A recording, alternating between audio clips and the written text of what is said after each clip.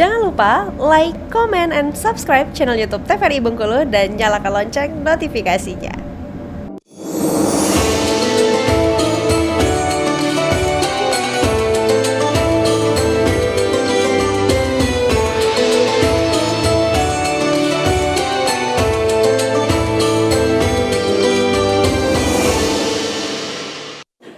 Baik, kembali pemirsa di Mitra Kolbu TVRI Bengkulu tentunya, dan kita masih membahas tema kita hari ini yaitu Al-Quran sebagai obat. Bersama dengan narasumber kita ada Bapak Al-Ustadz Zulfahmi Siregar dengan Ibu-Ibu Majelis Taklim Marhaban Cahaya Hati Surabaya tentunya ya. Nah, kita kembali dengan beberapa pertanyaan sebelum kita ke kesimpulan kita hari ini di Mitra Kolbu TVRI Bengkulu. Nah, untuk pertanyaan berikutnya mungkin Pak Ustadz sebelum kembali ke Ibu, waktu yang tepat untuk kita membaca Al-Quran ini sendiri ada nggak sih Pak waktu-waktunya mungkin agar lebih bisa meresapi, tentunya lebih memaknai dan mendalami isi Al-Quran tersebut? Biasanya amalan tilawah Al-Quran ini waktu-waktunya itu yang paling utama itu adalah di sepertiga malam. Sepertiga malam. Biar hening ya. Iya. Tapi waktu khususnya itu kan nggak ada disebutkan dalam hadis waktu-waktunya itu. Kapan saja pun kita bisa. Kita membaca Al-Quran. Ada waktu kosong, waktu lenggang kita manfaatkan untuk tilawah Al-Quran. Ya, terutama nanti bulan suci Ramadan kan. Ramadan itu fadilah keutamaan dari amalan-amalan apapun dia dilipat gandakan. Tilawah Al-Quran gitu dilipat gandakan. Jangan melewatkan itu kan. Maka orang kalau misalkan di Ramadan dia manfaatkan waktu khusus membaca Al-Quran, seharian dia baca Al-Quran terus gitu. Jadi kalau kita di rumah ada waktu kosong, waktu tenggang gitu, baca Al-Quran. Kita banyak membaca Al-Quran. Maka insya Allah nanti dengan sendirinya itu Al-Quran itu keutamaan-keutamanya datang sendiri. Ketenangannya datang, Bu. Segala gelisah, kegundahan kita semuanya bisa diselesaikan dengan kita banyak berteman dengan Al-Quran, baca Al-Quran itu. Oke, baik. Nah, itu. Ada lagi pertanyaan, silakan Ibu-Ibu dari Majelis Taklim Marhaban Cahaya Hati Surabaya. Silakan. Ayo Bu, satu pertanyaan lagi.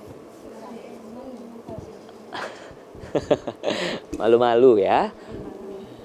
Ya, silakan satu pertanyaan lagi. Assalamualaikum warahmatullahi wabarakatuh. Waalaikumsalam warahmatullahi wabarakatuh. Di sini saya sebagai anak sekalian ibu ya Pak ya. Iya.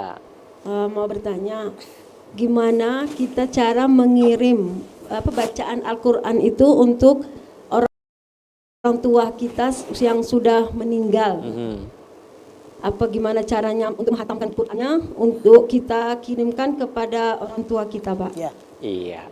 Di sini saya ucapkan terima kasih. Assalamualaikum warahmatullahi wabarakatuh. Waalaikumsalam warahmatullahi wabarakatuh. Silakan Pak Ustadz jawabannya. Baik Bapak Ibu. Jadi amalan kita itu walaupun tidak kita kirimkan misalkan, tidak kita sebutkan, tapi kita anak mungkin dari orang tua kita yang sudah wafat meninggalkan kita, sampai Bu, pahalanya tetap sampai dia. Misalkan ibu sholat, itu ibu orang tua kita dapat juga kebaikan di alam kubur sana. Kita tilawah Quran, apalagi sampai kita bacakan Yasin misalkan. Ya Allah, bacaan Yasin ini, Al-Quran ini, bacaan ini, kalau ada keutamaannya, fadilahnya, ini saya kirimkan untuk orang tua saya, tolong sampaikan gitu. Sampai. Fadilah-fadilah amalan seperti itu, anak dengan orang tua ya. Mungkin kalau orang lain misalkan orang yang jauh. Orang jauh maksudnya bukan dari ahli waris misalkan itu. Yeah. Sebut namanya.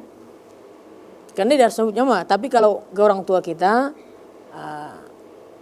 kita kirimkan, kita sebut namanya pun sampai. Tapi kalau untuk orang lain waris, sebutkan ya. namanya. Kalau orang yang lain ya sebutlah nama. Kan Yasin gitu datang ke peringatan 40 hari meninggalnya ibu almarhum siapa gitu kan. Yasin di situ. Makanya ila hadratin Nabi Mustafa Muhammad sallallahu alaihi wasallam baru ada di ujungnya itu. Wa khususan ila ruh almarhum, sebut nama bintinya. Artinya itu supaya terkhusus amalan itu, bacaan itu ke yang bersangkutan. Oke. Kalau ahli waris merasa enggak. Nah, itu. Itu dia ya. Oke, baik Pak Ustadz, kesimpulan kita hari ini silakan. Ya.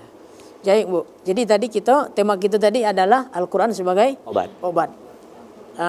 Dalam sebuah hadis disampaikan dari Abdullah bin Jabir radhiyallahu anhu, dia mengatakan bahwa kullu da'i dawa. Di setiap penyakit ada obatnya.